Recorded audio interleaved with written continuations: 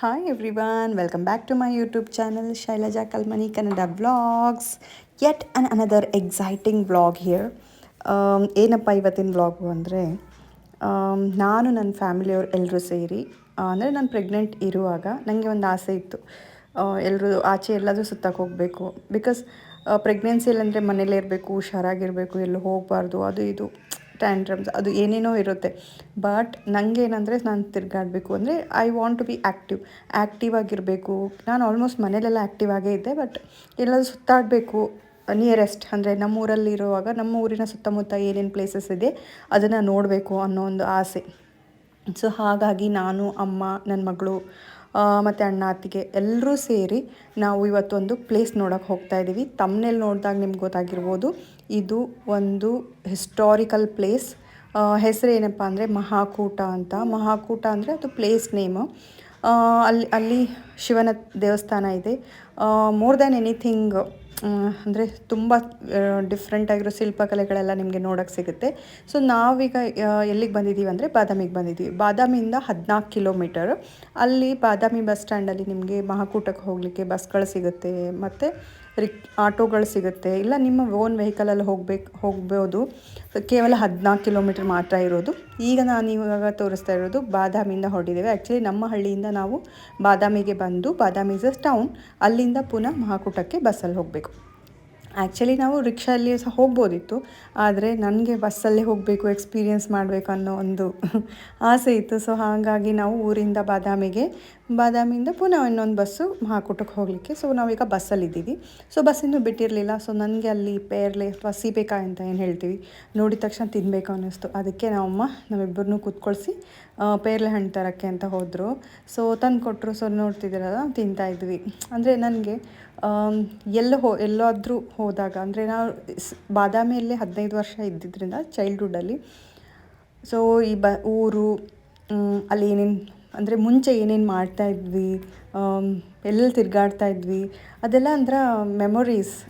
ಅದೆಲ್ಲ ರೀಕಾಲ್ ಮಾಡ್ತಾ ನಾನು ಜರ್ನಿ ಮಾಡ್ತಾಯಿದ್ದೆ. It's always beautiful to go back.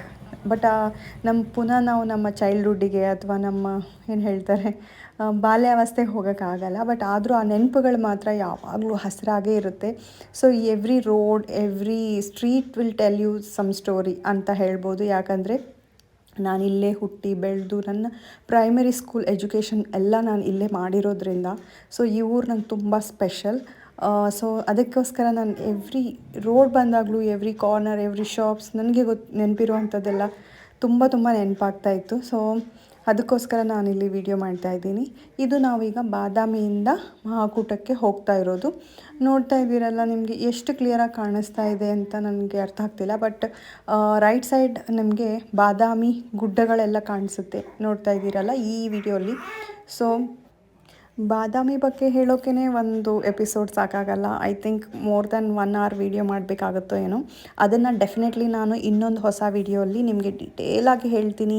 ನನ್ನ ಚೈಲ್ಡ್ಹುಡ್ಡಲ್ಲಿ ನಾನು ಎಲ್ಲೆಲ್ಲಿ ಹೋಗ್ತಾಯಿದ್ದೆ, ಎಲ್ಲೆಲ್ಲಿ ಆಟ ಆಡ್ತಾಯಿದ್ದೆ, ಏನೆಲ್ಲ ಪ್ಲೇಸಸ್ ಇದೆ ಬಾದಾಮಿಯಲ್ಲಿ ನೋಡೋಕ್ಕೆ.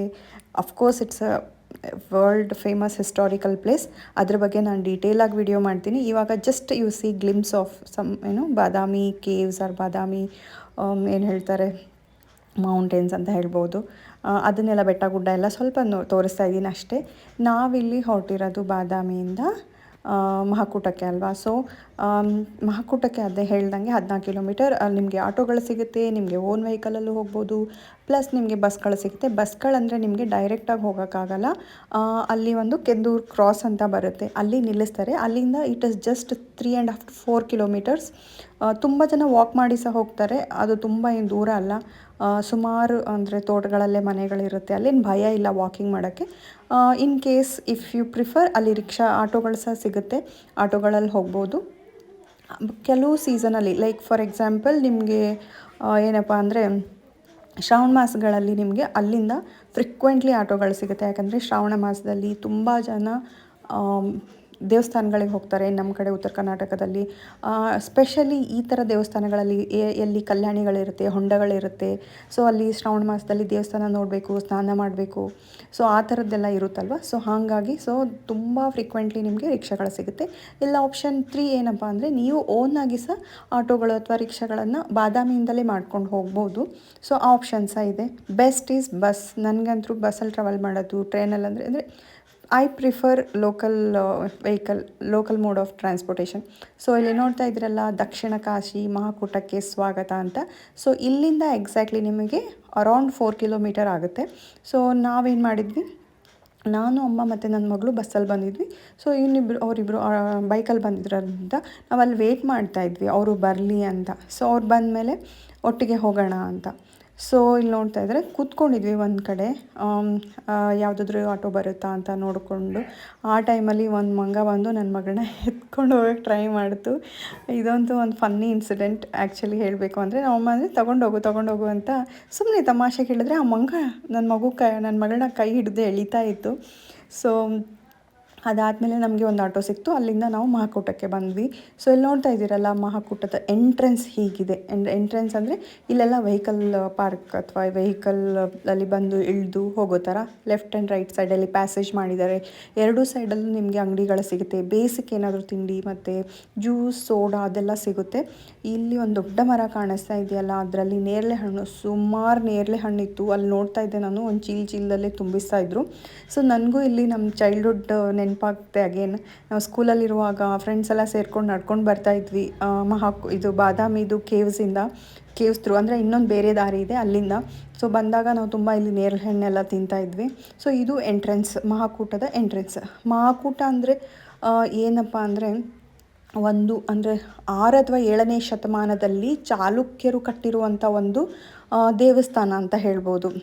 It's a cluster of temples. ಇದು ಬರೀ ಮೇನ್ ಅಂದರೆ ಸೆಂಟರ್ ಆಫ್ ಅಟ್ರಾಕ್ಷನ್ ಅಂದರೆ ಶಿವನ ದೇವಸ್ಥಾನ of course, but it is surrounded by many temples. ತುಂಬ ಟೆಂಪಲ್ಸ್ಗಳಿದೆ, ಸ್ಮಾಲ್ ಸ್ಕಲ್ಪ್ಚರ್ಸ್, ಸ್ಮಾಲ್ ಟೆಂಪಲ್ಸ್ಗಳಿದೆ.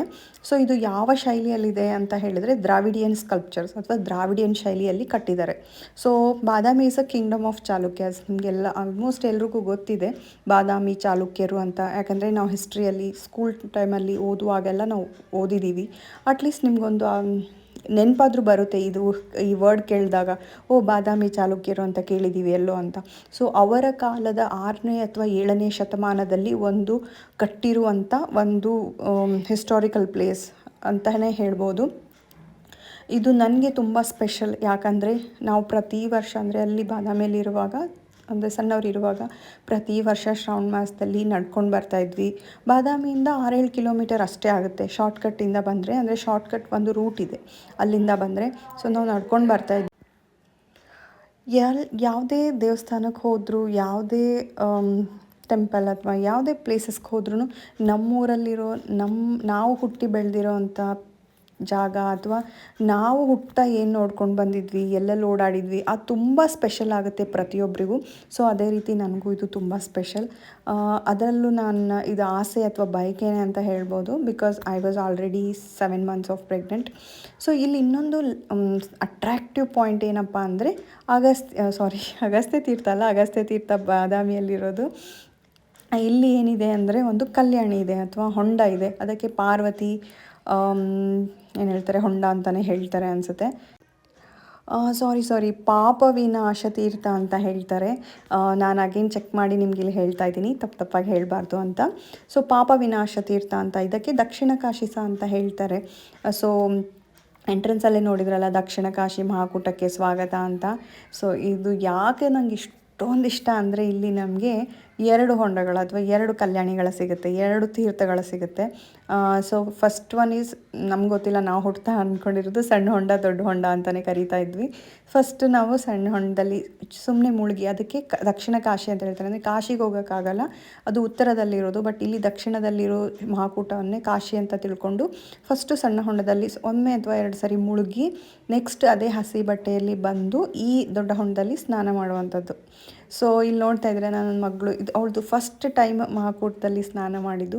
ನಂಗೆ ತುಂಬ ಖುಷಿ ಆಯ್ತು. ಯಾಕಂದ್ರೆ ನಾನು ಇಷ್ಟು ಮಗು ಇರುವಾಗಿಂದನೇ ಇಲ್ಲಿ ಬಂದು ಇದು ಹೊಂಡದಲ್ಲಿ ಸ್ನಾನ ಮಾಡಿ ಎಂಜಾಯ್ ಮಾಡಿ ಆಟ ಆಡಿದ ಪ್ಲೇಸಲ್ಲಿ ನನ್ನ ಮಗಳು ಆಟ ಆಡ್ತಾಯಿದ್ದಾಳೆ. ನಂಗೆ ತುಂಬ ಖುಷಿ ಆಗ್ತಾಯಿತ್ತು. ಸೊ ಎಲ್ಲರೂ ಒಂಥರ ವಾವ್ ಅಂತ ಹೇಳ್ತಾಯಿದ್ರು. ಯಾಕಂದರೆ I was 8 months pregnant by then. So ಅಂದರೂ ನನಗೆ ಏನಂದರೆ ಆ ಟೈಮಲ್ಲಿ ಎಷ್ಟು ಹುಷಾರಾಗಿರ್ತಾರೆ, ಈ ಥರ ನೀರಲ್ಲೆಲ್ಲ ಹೋಗಲ್ಲ ಆ ಥರ ಎಲ್ಲ ಅಂದ್ಕೊಳ್ತಾರೆ. ನಮ್ಮ ಕಡೆ ಅಂದರೂ ತುಂಬ ಕೇರ್ಫುಲ್ಲಾಗಿ ಅಂದರೆ ಕೇರ್ ಮಾಡ್ತಾರೆ. But I was like it's okay, pregnancy is just a part of life, ಅದೇನು ಡಿಸೀಸ್ ಅಲ್ಲ ಅನ್ನೋ ಥರನೇ ನಾನು ಥ್ರೂ ಔಟ್ ದ ಪ್ರೆಗ್ನೆನ್ಸಿ ಇದ್ದಿದ್ದು. ಸೊ ನೋಡ್ತಾ ಇದ್ದೀರಲ್ಲ, ಸುಮಾರು ಜನ ಈ ತೀರ್ಥದಲ್ಲಿ ಸ್ನಾನ ಮಾಡ್ತಾ ಇದ್ದಾರೆ. ಇದರಲ್ಲಿ ಆಚೆ ಈಚೆ ಸ್ಟೆಪ್ಸ್ಗಳಿದೆ, ಆ ಸೈಡಿಂದ ಮತ್ತು ಈ ಸೈಡಿಂದ ಹೊಂಡದಲ್ಲಿ ಇಳಿಬೋದು. ನನಗೆ ಇಲ್ಲಿ ಹೇಳುವಾಗ ಇನ್ನೊಂದು ಏನು ನನಗೆ ನೆನಪಾಗ್ತಾ ಇತ್ತು ಅಂದರೆ, ಸ್ಕೂಲ್ ಟೈಮಲ್ಲಿ ಇರುವಾಗ ನಾವು ಫ್ರೆಂಡ್ಸ್ ಎಲ್ಲ ಸೇರಿ ಬರ್ತಾಯಿದ್ವಿ.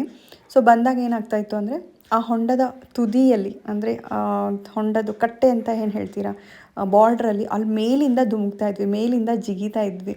I still can't forget that moments. ಅಂದರೆ ನಮ್ಗೆ ಅದು ಒಂಥರ ವಾವ್ ಫ್ಯಾಕ್ಟರ್ ಇದ್ದಂಗೆ, ವಾವ್ ನಾನು ಇಲ್ಲಿಂದ ಜಿಗಿತೀನಿ ಹಾಗೆ ಇಲ್ಲಿ ಸ್ನಾನ ಮಾಡಿದ ಮೇಲೆ ಅಥವಾ ಸ್ನಾನ ಮಾಡುವ ಮುಂಚೆ ಅಂದರೆ ಎಂಟ್ರ್ ಆಗುವ ಮುಂಚೆನೇ ಇಲ್ಲೊಂದು ದೇವಸ್ಥಾನ ಅಂದರೆ ಸಿಂಪಲಾಗಿರೋ ಒಂದು ದೇವಸ್ಥಾನ ಇದೆ, ಶಿವನ ಮೂರ್ತಿ. ಅದಕ್ಕೆಲ್ಲರೂ ಈ ಥರ ನೀರನ್ನು ಹಾಕಿ ಅಂದರೆ ಬೊಗಸೆಯಲ್ಲಿ ನೀರನ್ನು ಹಾಕಿ ನಾವೇನು ಪ್ರಾಪರಾಗಿ ಏನು ಹೇಳ್ತಾರೆ ದೇವರಿಗೆಲ್ಲ ಅರ್ಚನೆ ಅಂದರೆ ತೀರ್ಥದಲ್ಲಿ ಅರ್ಚನೆ ಅದೆಲ್ಲ ಮಾಡ್ಸೋಕ್ಕಾಗಲ್ಲ ಇಲ್ಲಿ. ಬಟ್ ಜಸ್ಟ್ ಒಂದು ಬೊಗಸೆಯಲ್ಲಿ ನೀರು ತೊಗೊಂಡು ಅದಕ್ಕೆ ಹಾಕುವಂಥದ್ದು. ಐ ಡೋಂಟ್ ನೋ ರಿಯಲಿ ಅದಕ್ಕೆ ಏನು ಹೇಳ್ತಾರೆ ಅಂತ ನನಗೆ ಕರೆಕ್ಟಾಗಿ ನೆನಪಾಗ್ತಾ ಇಲ್ಲ. ಸೊ ನೋಡ್ತಾ ಇದ್ರಲ್ಲ, ನಮ್ಮಮ್ಮ ನಮ್ಮ ಅತ್ತಿಗೆ ನಾನು ತುಂಬ ಎಂಜಾಯ್ ಮಾಡಿದ್ವಿ. ಯಾರಿಗೆಲ್ಲ ಈ ಪ್ಲೇಸ್ ಈ ವಿಡಿಯೋ ನೋಡ್ತಾ ನಿಮಗೆ ಈ ಪ್ಲೇಸಿಗೆ ಹೋಗಬೇಕು ಅನಿಸುತ್ತೆ, ದಯವಿಟ್ಟು ಒಮ್ಮೆ ವಿಸಿಟ್ ಮಾಡಿ. ಆದಷ್ಟು ಬೇಸಿಗೆ ಕಾಲದಲ್ಲಿ ಅಥವಾ ಏನಂದರೆ ಮಳೆಗಾಲದಲ್ಲಿ ಅವಾಯ್ಡ್ ಮಾಡಿ, ನಾಟ್ ಸೋ ಸಜೆಸ್ಟೆಡ್. ಯಾಕಂದರೆ ತುಂಬಿ ಹರಿತಾ ಇರುತ್ತೆ, ಕೆಲವೊಮ್ಮೆ ಅಲೋ ಮಾಡಲ್ಲ. ಹಾಗಾಗಿ ಸೊ ಆ ಸ್ನಾನ ಎಲ್ಲ ಮಾಡಿಕೊಂಡು ದೇವರ ದರ್ಶನ ಎಲ್ಲ ಮಾಡಿಕೊಂಡು, ಆ್ಯಕ್ಚುಲಿ ನಮ್ಮ ಕಡೆ ಒಂದು ಪದ್ಧತಿ ಇದೆ, ಧೂಳುಗಾಲಲ್ಲಿ ದೇವ್ರಿಗೆ ಹೋಗಬೇಕು ಅಂತ. ಅಂದರೆ ನಾವು ಯಾವುದೇ ದೇವಸ್ಥಾನಕ್ಕೆ ಹೋದರೂ ಫಸ್ಟ್ ಹೋದ ತಕ್ಷಣ ಇಮ್ಮಿಡಿಯೇಟಾಗಿ ದೇವಸ್ಥಾನದೊಳಗೆ ಹೋಗ್ತೀವಿ.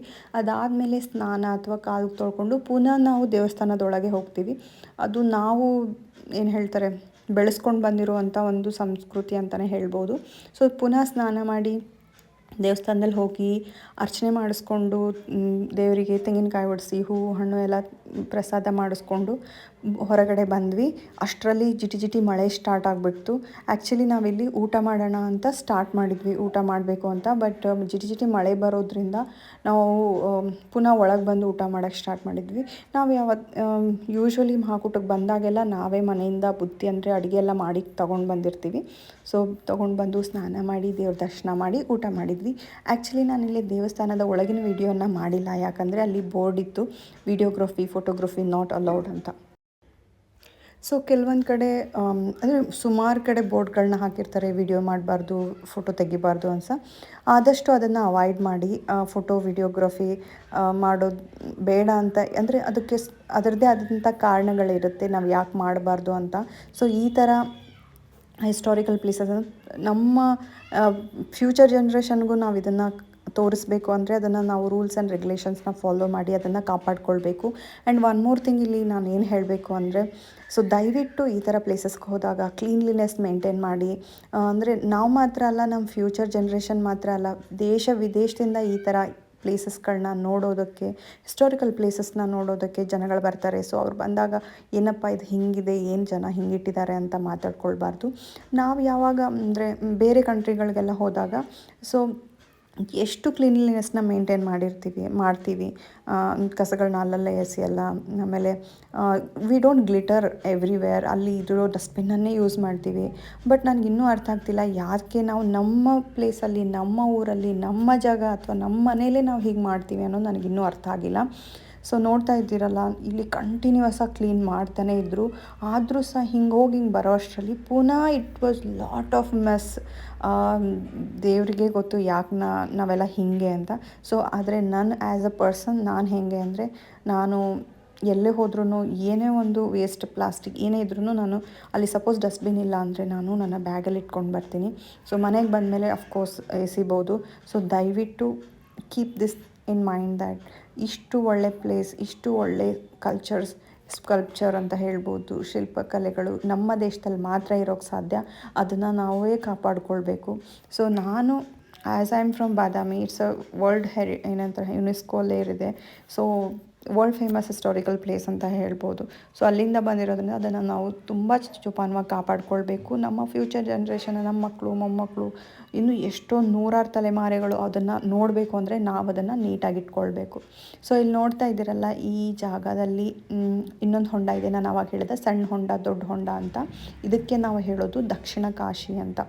ಸೊ ದಕ್ಷಿಣ ಕಾಶಿ ತೀರ್ಥ ಅಂತ ಹೇಳ್ತಾರೆ ಅನಿಸುತ್ತೆ. ಫಸ್ಟು ಇದರಲ್ಲಿ ಒಂದು ಸ್ವಲ್ಪ ನೀರನ್ನ ಅಟ್ಲೀಸ್ಟ್ ಚಿಮ್ಕಿಸ್ಕೊಂಡು ಅದಾದಮೇಲೆ ಇನ್ನೊಂದು ನಾವೇನು ಸ್ನಾನ ಮಾಡಿದ್ವಲ್ಲ ಅಲ್ಲಿ ಹೋಗುವಂಥದ್ದು. ಅಂದರೆ ನನಗೆ ತಿಳಿದಿರೋ ಹಾಗೆ ನಮ್ಮ ಸಣ್ಣವರಿದ್ದಾಗಿಂದನೂ ನಾವು ಅದನ್ನೇ ಮಾಡ್ತಾಯಿದ್ದೀವಿ. ಸೊ ಹಾಗೆ ಮಾಡುವಂಥದ್ದು. ಅದಾದಮೇಲೆ ನಿಮಗೆ ಅಲ್ಲಿ ಚೇಂಜಿಂಗ್ ರೂಮ್ಸ್ ಅಂತ ಅಲ್ಲ, ಕಾಂಪೌಂಡ್ ಅಂದರೆ ಗೋಡೆ ಕಟ್ಟಿದ್ದಾರೆ.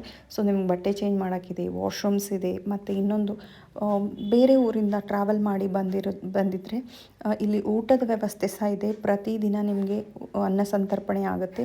ಇನ್ ಕೇಸ್ ಕೆಲವು ಟೈಮಲ್ಲಿ ಹೋಟೆಲ್ಗಳು ಅಥವಾ ನಿಯರೆಸ್ಟ್ ಇರುವಂಥ ಒಂದು ಕಾಂಡಿಮೆಂಟ್ಸ್ ಅಂಗಡಿಗಳು ಎಲ್ಲ ಅಂದರೆ ಕ್ಲೋಸ್ ಆಗಿದ್ದರೆ ನೀವು ಅಲ್ಲೇ ಅನ್ನ ಸಂತರ್ಪಣೆ ಇರುತ್ತೆ, ಊಟ ಮಾಡ್ಬೋದು.